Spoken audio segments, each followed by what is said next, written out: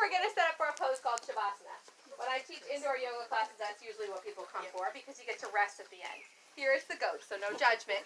You choose what's going to be the most comfortable for you for the last few moments. So she's trying to get Mama to get up.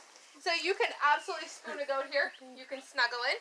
You can rest. You can sit back. You can sit up. We call that Watasana. You can come onto your bellies. So you choose a place that you would like to be for the last few moments. If you're with somebody else and they have goats, feel free to take over. I'm going to work on you guys. See who you can snuggle in with for a moment.